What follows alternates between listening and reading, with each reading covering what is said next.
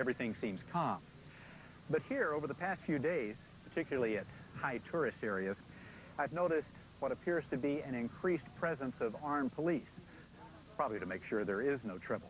And of course, in the United States, men and women in all branches of the armed service are being called for action as the country prepares for a global war on terrorism. In such uncertain times, the stakes are high, particularly on the flight deck of an aircraft carrier.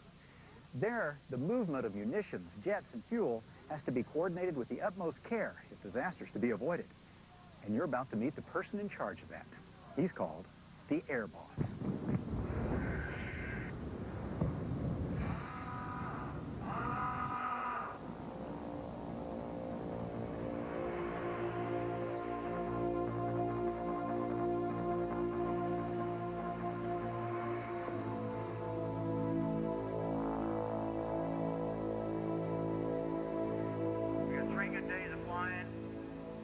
Our heads on straight here, and there's nothing home about doing flight ops at sea. So I want you all to be thinking about what you're doing again. Get your flying heads on, your safety awareness, that sixth sense that you need working in a dangerous environment, a flight deck, and other parts of the ship.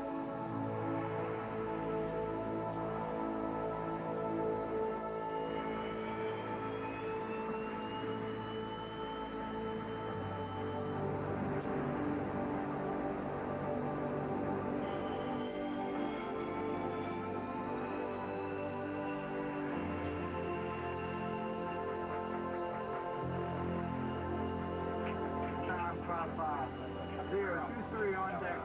Boss, who's in 104? Oh, man. 0-1-0 on deck. Tower 3-3. Okay, we got 7 to shoot, 7 minutes to go. Second. 0-1-7 airborne. Tom. 5 airborne, boss. Well, the Air Boss, he's the man. He's God of the flight deck. Everybody calls him God because he yells at you. No matter what you do, if you're doing it wrong, in the wrong place, wrong time, you're going to get yelled at. Who's in that airplane? It's the same guy. Hey, Viking rep? Viking rep. It's the second time that Cook has forgotten to look at his lineup at all. Let's stress it a little. He's a firm man. But the airborne, what? He's a fine, fine gentleman. I don't know, I never met him. I want to see what he looks like. He sounds like Rod Serling. This is the Twilight Zone right here. He get hard sometimes. I got called up there to check him out the other day. He even made sure I sit in his chair. The Air Boss is bad. The Air Boss is the meanest guy in the ship. They say we're mean, we have to be mean. We yell a lot. That's because we're trying to keep things moving, we're trying to keep people's attention, and we're trying to do everything safely, and yet get the airplanes off the front end, and then catch them on the back end.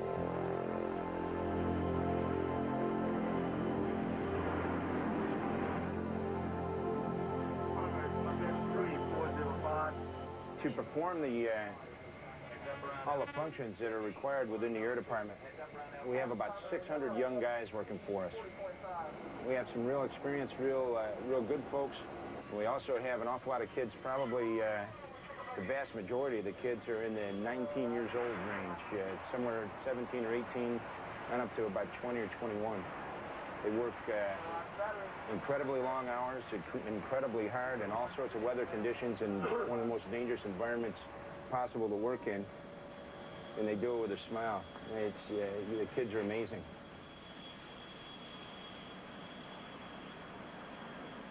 .603 on deck, time 3-8.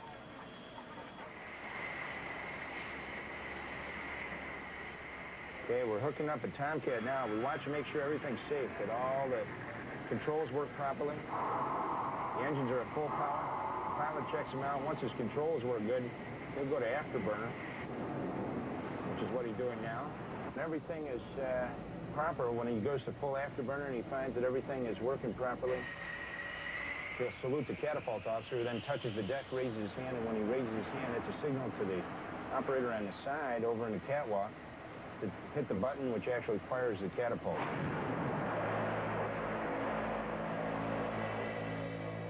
The whole thing is a huge team effort. Everybody's got to know what they're doing. Everybody's got to be professional. We are. 407 Samuel. The handler works with flight deck control. He coordinates all the movements of aircraft to make sure we get the launches off on schedule. Pull 604 off, the 21 on, and go down and get 14. 14's the player for this go and send him back after 10. 4. Our job is to get these airplanes up to the catapults, get them off the deck. We have to do it fast. We only have a limited time, and we're always facing recovery, the possibility of an emergency airborne, so we have to make it happen fast. This is a fantail. We have A6s on this side. We have F-14s on this side. It's time to launch. They start pulling. They go up to the catapult. They shoot. Take the next recovery, goes up here on the bow. Those guys are pulled back, spotted, shoot. We do this all day long, sometimes all night. Let's be careful out there. Flight deck. Showtime. Time to take care of business.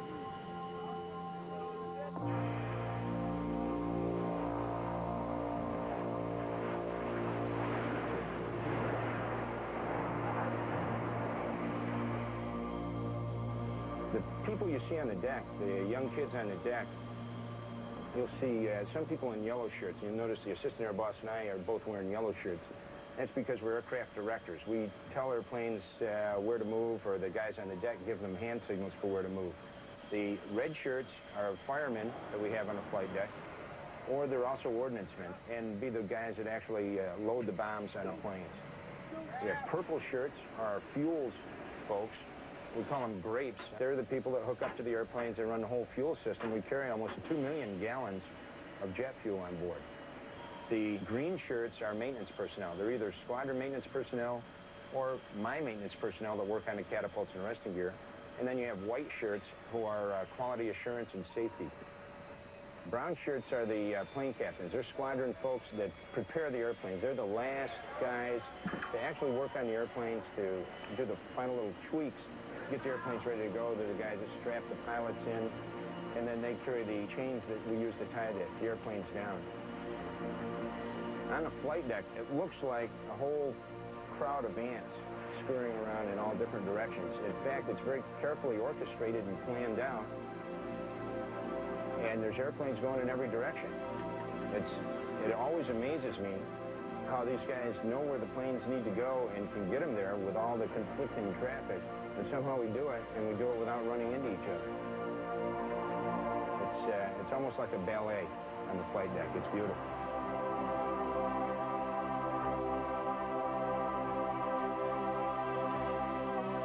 We're used to airplanes. We live around airplanes, especially in our society. You take an airplane everywhere, but you don't live around them the way we do.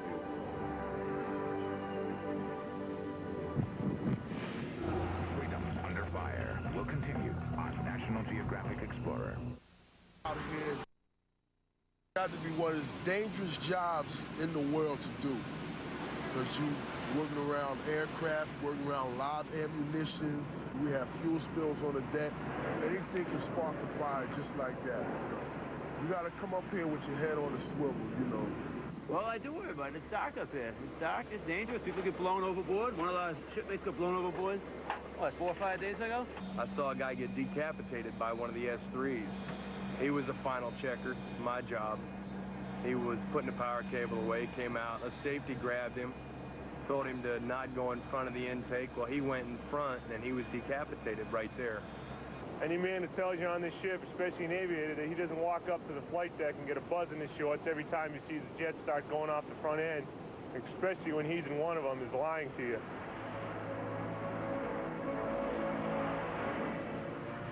It's exciting. That's what I like about it. 522 cleared downwind. S3 Tudor has priority.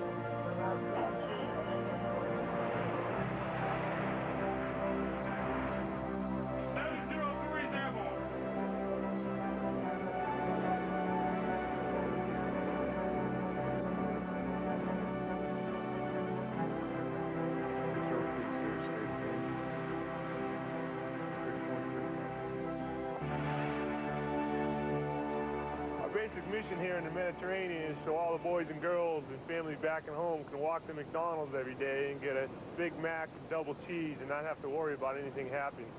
We're the policemen of the Mediterranean. Call this the Mediterranean Pub, and basically our squadron is the bouncers. Anybody's going to start any trouble, we're going to take the mail downtown, 500-pounders, 1,000-pounders for Uncle Sam, and teach them not to mess with the United States Navy or the United States as a whole.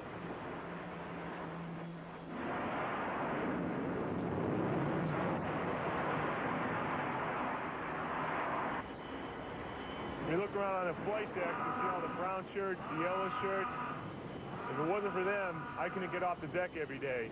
19-year-olds, 18-year-olds, fresh out of high school, we put our lives in their hands every day, putting us within 5 inches of the side of the carrier, and you just keep your eyes on them. We'll get off the flight deck, go out for a couple-hour hop, come back and land, and those guys will be standing there with their eyes wide open, ready to chain us down and get us back in present position. If it wasn't for them, we wouldn't be able to do our mission. Everybody on the boat, one big team.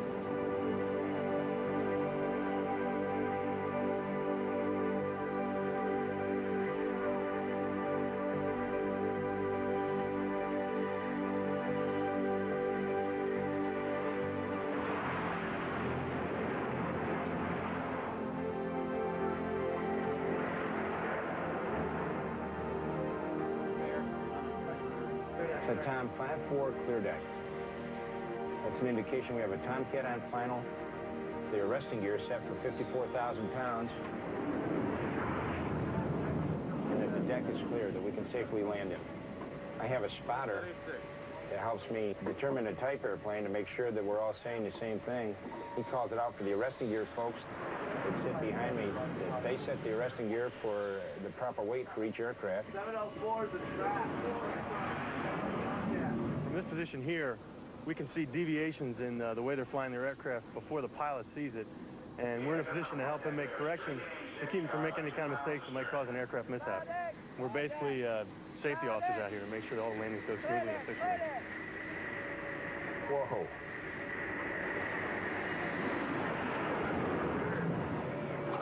Yes, sir. Did you see his pattern, Cal? He was right off the top of the screen. Only so screwed up was unbelievable. It's a Hawkeye, 44-5 clear deck. We record every landing and use that for training. Landings are so critical on a ship that every landing is debriefed to every pilot every time.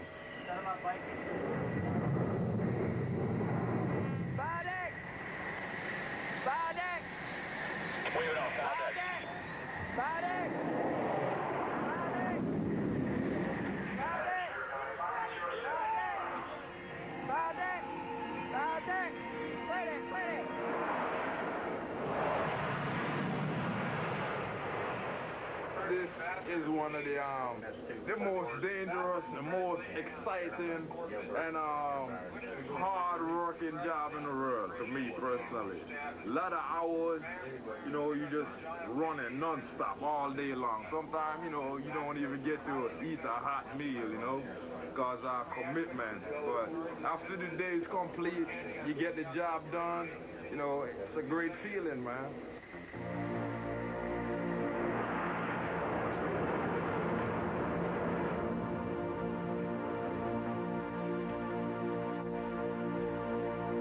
Lens on. Runway edge, drop line, center line on, please. Call in, check at 14, 540. All right, I'll go flat. Come on down.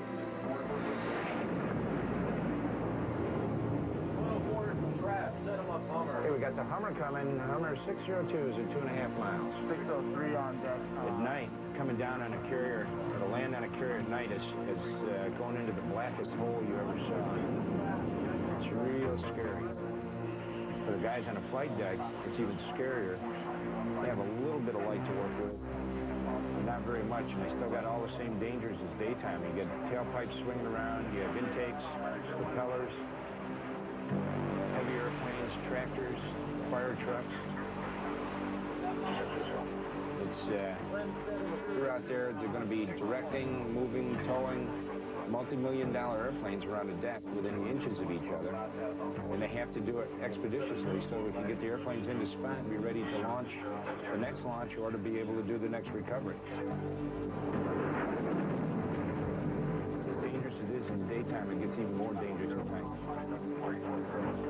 Got the Tomcat 104 at 3.5 miles. Bravo. 3 to go. Thank you.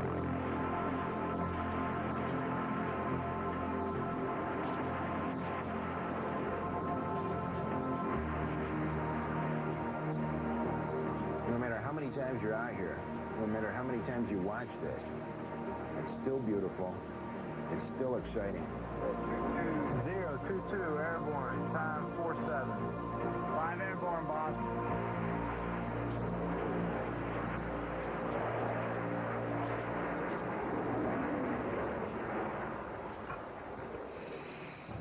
Coming up, firemen in hell. An American team battles oil fires in the Middle East. The fires of war when National Geographic Explorer continues.